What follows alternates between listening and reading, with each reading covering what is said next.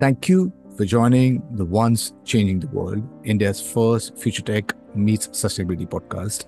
I'm your host, Eddie Haviland. Today, I'm delighted and honored to have with me Mr. Jacob Segil, who's the CEO at Afference Inc. His research interests includes human machine interface, neural engineering, prosthetic limb design, embodiment, and entrepreneurship. So, Jacob, really appreciate you taking time and being part of a podcast. Why don't we start with a small, brief background and introduction? Of course, happy to be here. Thanks for having me. I'm Jacob Segil. I work on, as you heard, I work on interfacing to the body, specifically the nervous system, and recreating the sense of touch through artificial means. My work started in prosthetic limb design and restoring the sense of touch for people who lost their hands. What we've done recently at Afference is translate that work into wearable devices that you and I can wear, and which allow us to feel that aren't there. So we're applying those techniques to spatial computing and allowing those hand-based interactions to feel like you're interacting with an object as opposed to just touching air. Right. So, Jacob, there are a lot of these companies who already delve into these haptic devices, which kind of would give you the window into kind of feeling the virtual world.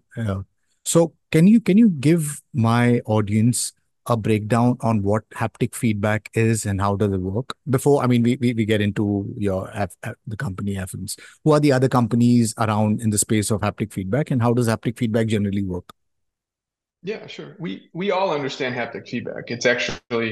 It's almost learned. It's learned as soon as we start working in across digital devices. So a keyboard has buttons.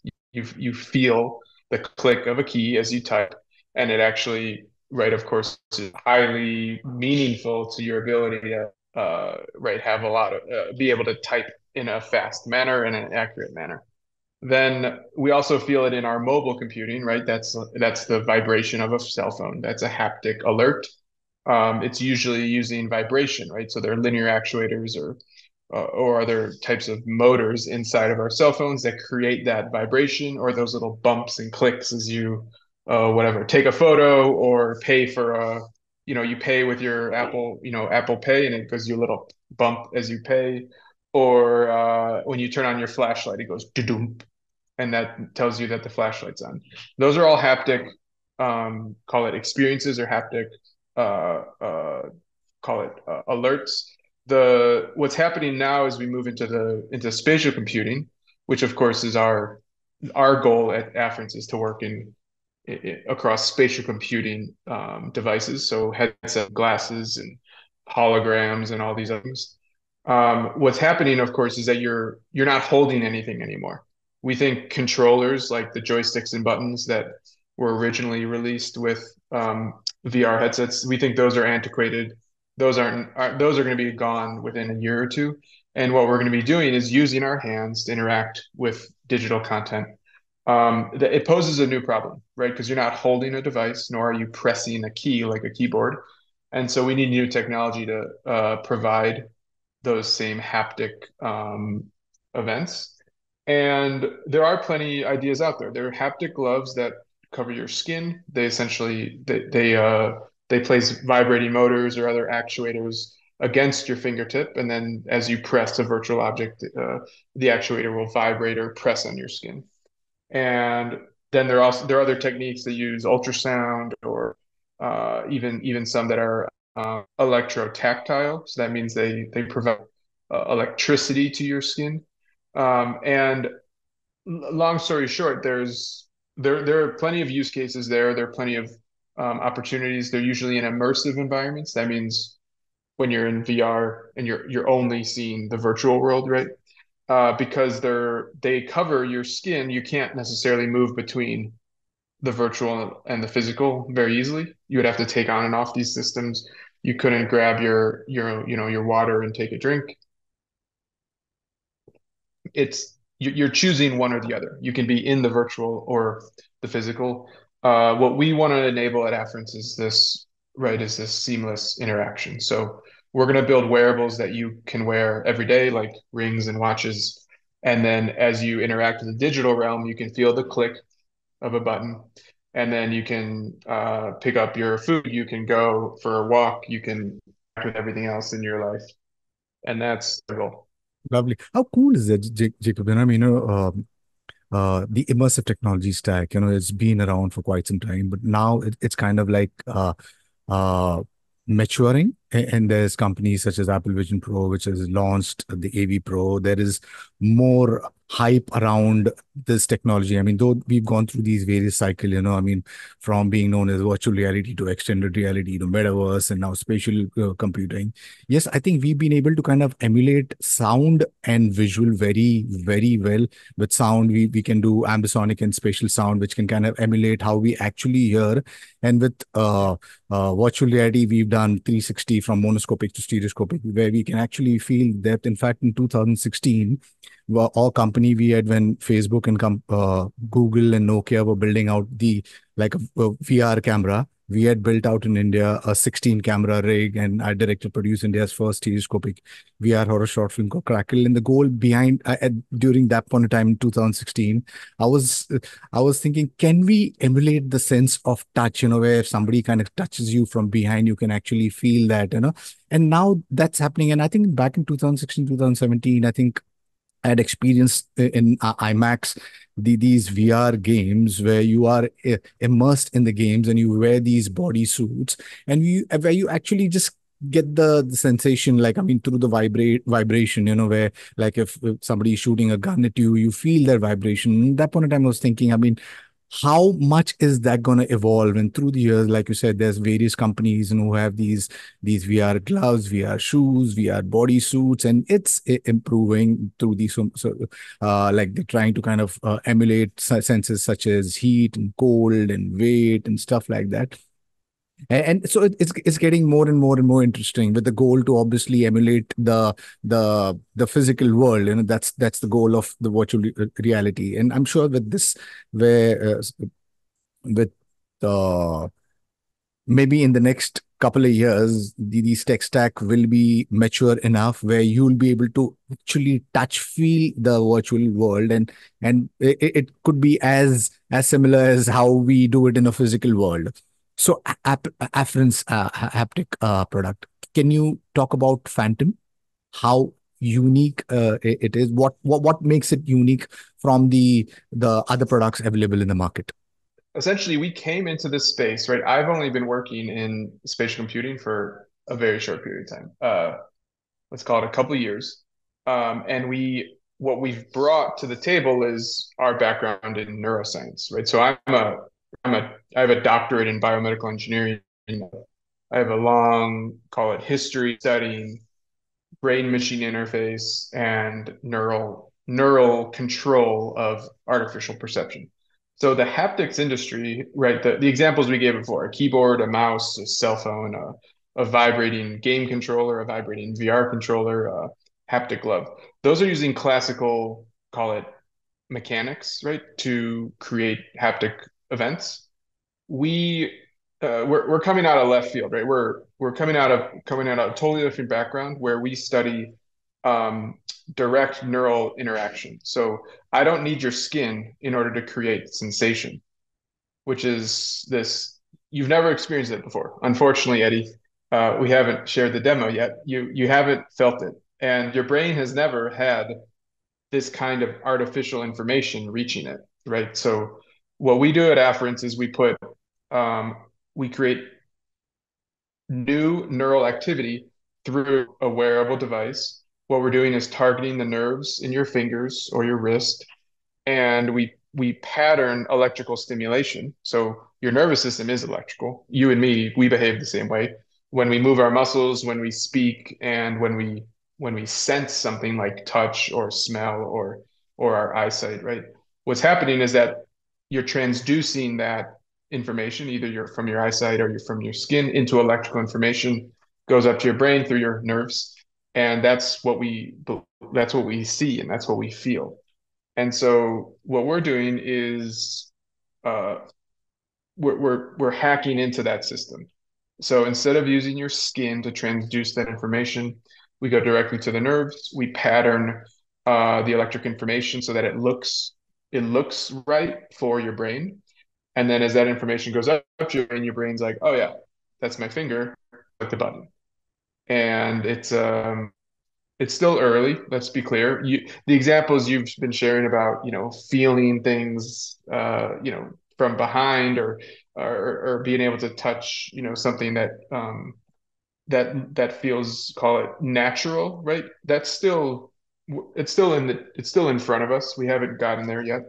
We call it artificial touch because it's artificial. It just like the way an example is like black and white TV, right? There was a time that we would watch black and white TV, even though you knew the world was in color. You just the monitor was in black and white, and your brain could fill in the gaps. You understood that it was showing something. It wasn't showing you all the information. That's how we describe our work today. The sense of touch today is still its earliest, call it,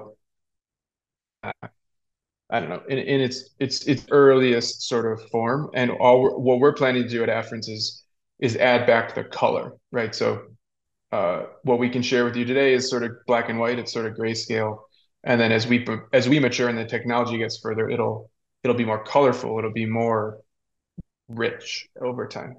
Lovely. How cool is this? I mean, I completely get it that the tech is in its early stage, and like you mentioned, what we achieving at this point in time is artificial touch. Can you elaborate on this electrical stimulation and creating these new neural activity? How do you do that? Because with the brain, it's very complex, 80 billion neurons, 100 trillion synapses, the way it fires and wires creates all the perceptions. We get the sight, sound, touch, smell, taste. Now, your background is neuroscience, and also you mentioned brain-computer interface. How do you do that? Because, how do you understand that there is a certain part of the brain, if it's stimulated right, gives you the sense of heat, cold, and what's the exact electrical stimulation? I mean, it will be great if you can kind of talk about. So these are basically, it's not a glove. It's these rings, and there's a pocket device, which holds and kind of fires these little electric pulses, which kind of emulates the sense of uh, touch or this weight and things like that. Will be great if you can elaborate on that. I'll go as far as I can. Obviously, there's some secret sauce here that we won't share publicly. The but the we'll start with the neurophysiology, right? So we don't talk directly to your brain. We're not like Neuralink or someone who's doing, brain machine, all those cortical interfaces. That means they go inside of your brain and try to create, either sensation or motor control. We talk to the periphery. So your peripheral nervous system are the wires that come out of your brain and your spinal cord, right, are the central nervous system. The peripheral is the wires or the nerves that are coming out, and they go all over your body. Those wires, those nerves are labeled. The anatomy is very clear. And you and I are similar in that we have our neurophysiology is pretty well set. So then I know which nerve is conducting information to the brain about your index finger or your thumb or your palm, or your ulnar border is here on the side of your hand.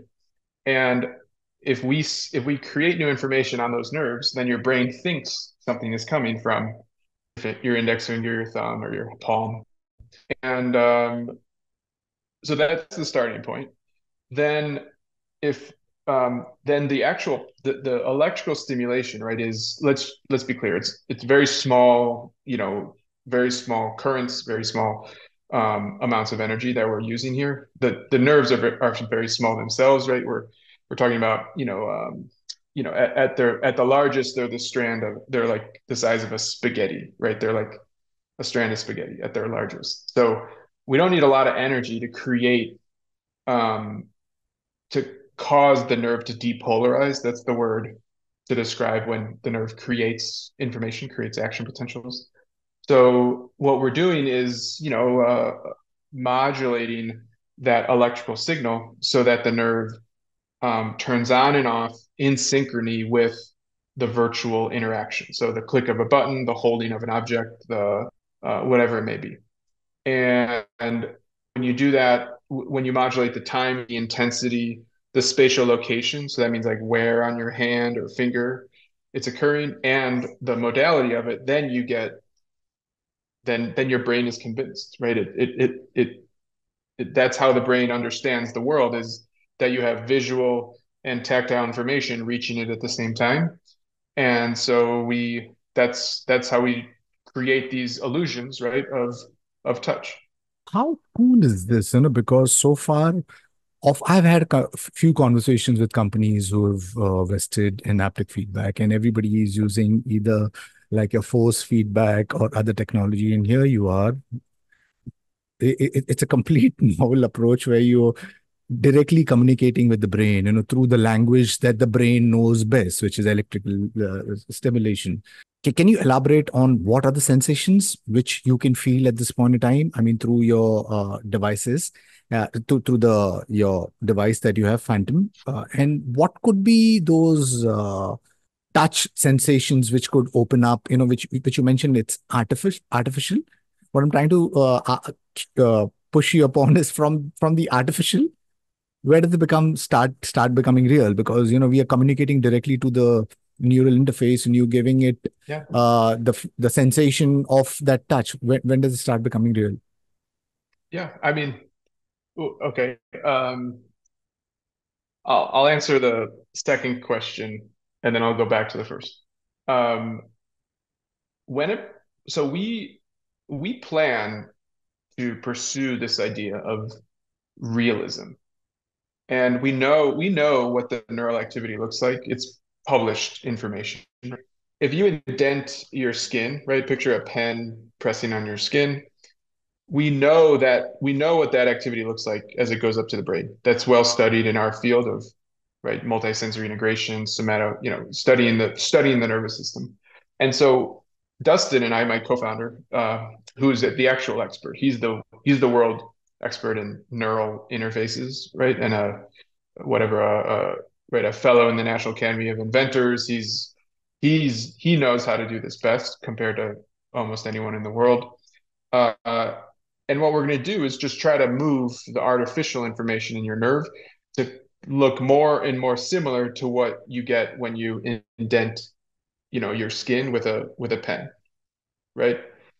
And as soon as those signals look similar, maybe not perfectly alike, they look similar enough, your brain's going to be like, yeah, that's what it feels like.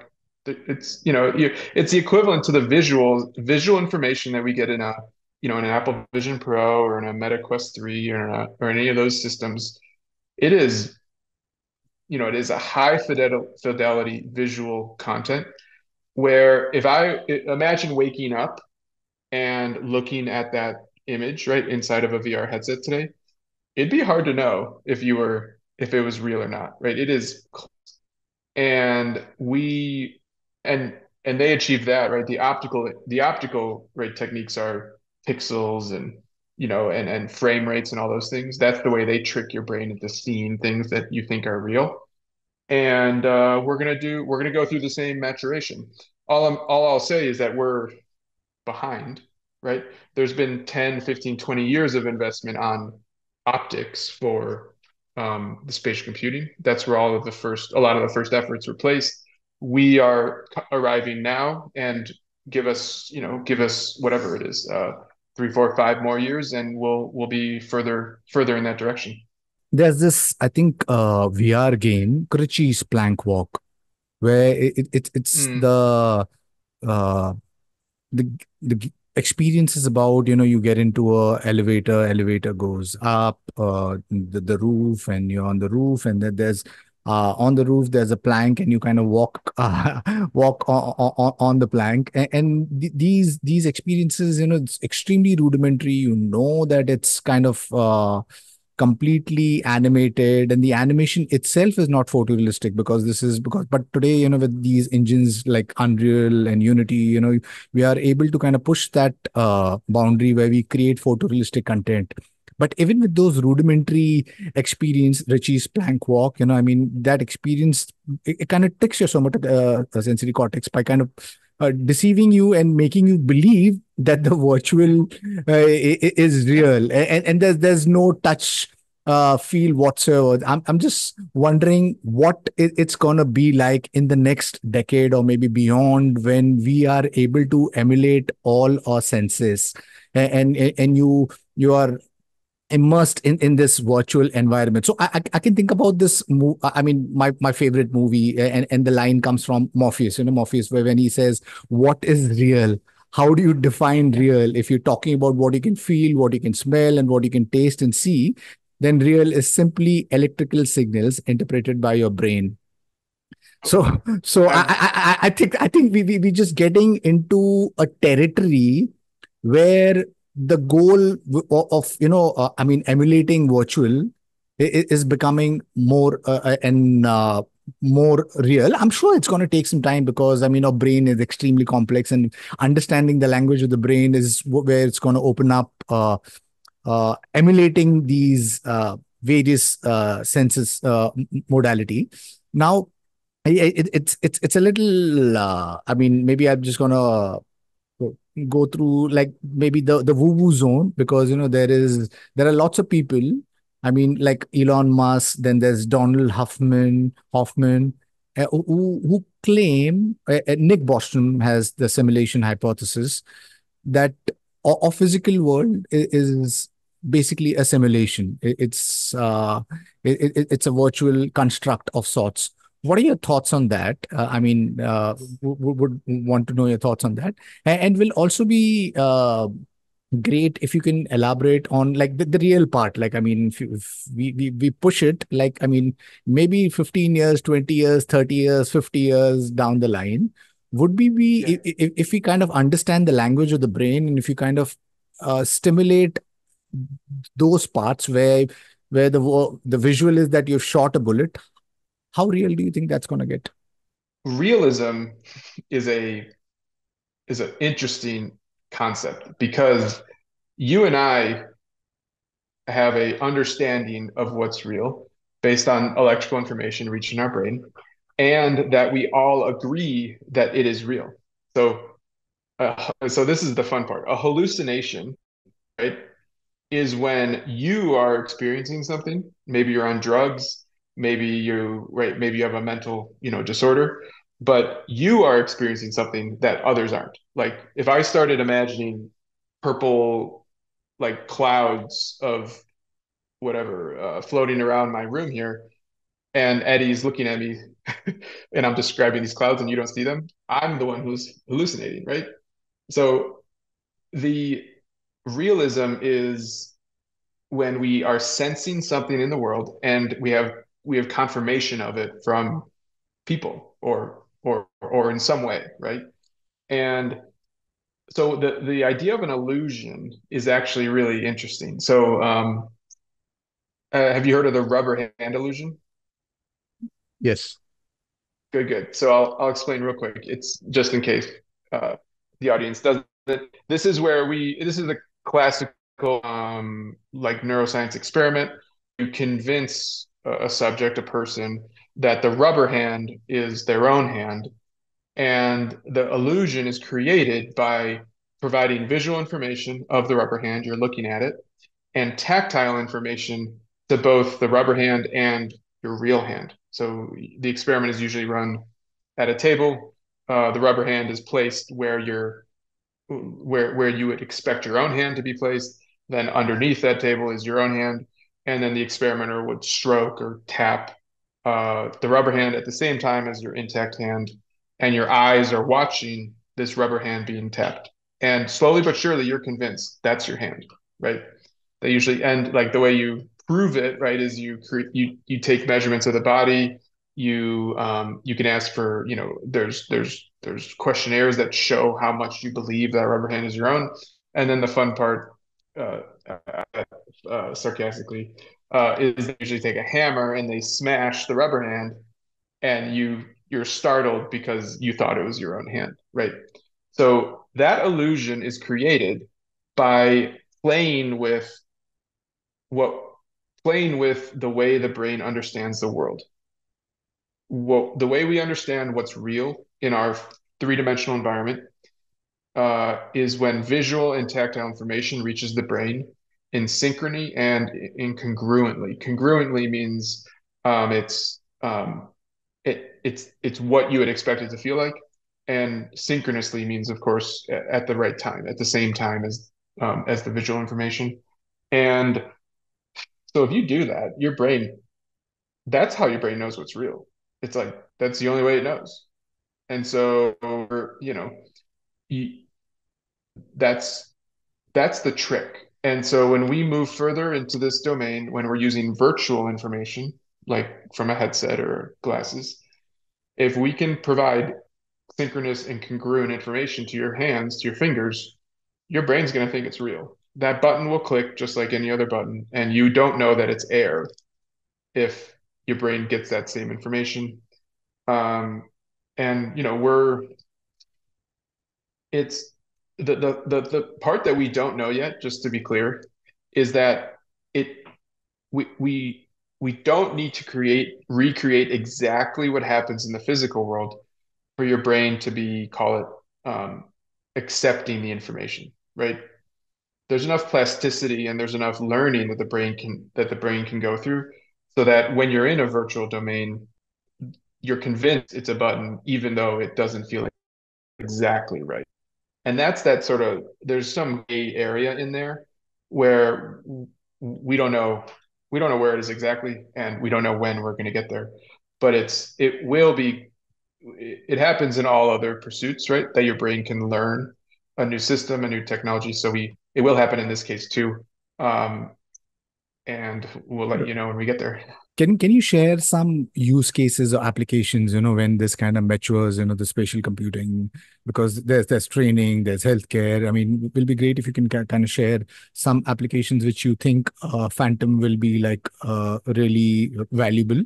And how do developers take part? I mean, if a developer has to kind of build in, these haptic feedback solutions for enterprise, how does one go about doing that? Yeah, great. So we're getting ready to launch, our first development kit sales. The Phantom is five-fingered wearable. You can see it on our website. We create sensations going out to your fingertips through these rings on your fingers. It's Bluetooth paired to headsets like the Quest or Apple Vision Pro or Magic Leap or whatever you need. And we provide a Unity SDK to like help new content or new collaborations to take place.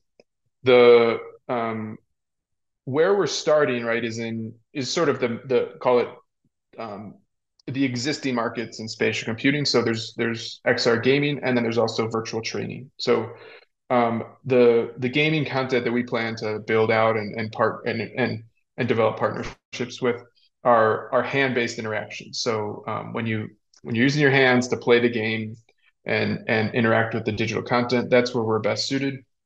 And same for virtual training. So when you have applications, when you have training experiences, right? Either for your workforce or for whatever healthcare or emergency medical use or otherwise. When those training activities take place using your hands, right? Imagine that you're holding the medical device in your hand. You need to maneuver it over the patient, or imagine you're learning, to repair um, a plane, and you're going through steps with respect to the cockpit or something else.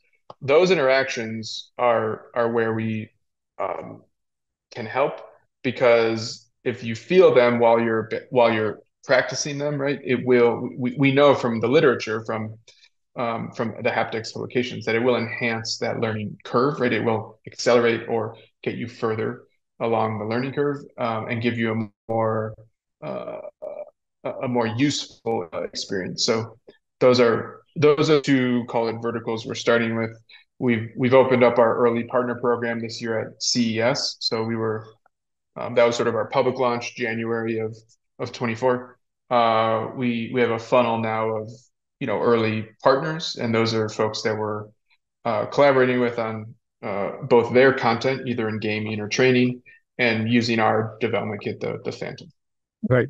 When does it hit the market? What's the pricing point that you're looking at, and what's the roadmap ahead for Afference Inc? Good. So today the Phantom is just an enterprise facing tool. So it'll only be used, call it in those sectors. The point or the goal is that the gaming content will be available for the consumer sort of in this 2 year window. So call it 2026, right? We'd like to be launching a consumer facing wearable. It'll be based on the Phantom, right? It'll be growing from that technology, and it would be launched with games with content for you to enjoy with the wearable. So, Jacob, really, really appreciate you taking time being part of the podcast. Would you like to leave us behind with your views or thoughts on how you see Afference Inc. Playing a role in spatial computing, and how do you see this touch feel shaping up in the next 10 years? Yeah, good. What we imagine is happening right now is that we are moving into a new age of computing. This is call it typical. In 1984, the Macintosh computer was launched with a mouse, right? It let you point and click on digital content. That basically initiated the personal computing era. 2007, Steve Jobs did it again, right? He launched the iPhone with a touchscreen. It gave us a new way to interact with digital content, and now we're in the mobile computing era. What's starting today, or in within these years and months, is this spatial computing era where we will be surrounded by three-dimensional content. And what I like, or what we promote, is seamless the ability to have seamless interactions with that content. So today we all live in this what's referred to as a heads down world. Does everyone know what I mean by that? You hold your phone down like this, and then you run into the wall, or you hit somebody on the street, or you get run over by a car, right? Because you weren't looking up. Um, this it doesn't we don't need to be holding two-dimensional phones in our hands in order to get digital content. It's just the way we've done it so far, and it's the best that we have today. What the future we envision is that 3D content can be displayed to you with glasses or goggles. You can use that content when you need it. You can see the real world otherwise, and you can interact with it in a seamless manner. The only way you're going to get there is that you have tactile information reaching your brain at the same time as the visual. And so our plan is to solve that. Afference will be this infrastructure to the age of spatial computing. Jacob, really, really appreciate you taking time being part of the podcast. Wish you and team very best. I think you guys are doing something really, really unique. And you rightfully pointed out, I think the phone is losing its utility. And it's about time, I think, we'll move from carrying technology to wearing technology, where your phones and your computers will kind of converge into a single wearable device where the entire world is going to be your screen, where you will break away from your 2D interface, which has restricted us for over 100 years, right from your TVs, your phones, your theaters, your computers. We're going to go and experience the world exactly how we experience the world in full 3D dimension. And in that virtual world, I think so far we've been pretty much able to simulate sight and sound, very, very well. It's about time we get the modality of touch into it. So I hope that Afference plays a huge role in doing that. So wish you the very best. And to my listeners, if you like what you see in here, then please press the subscribe button. And until next time, see you guys. Bye-bye. Thank you. Thank you, Jacob. Really appreciate this.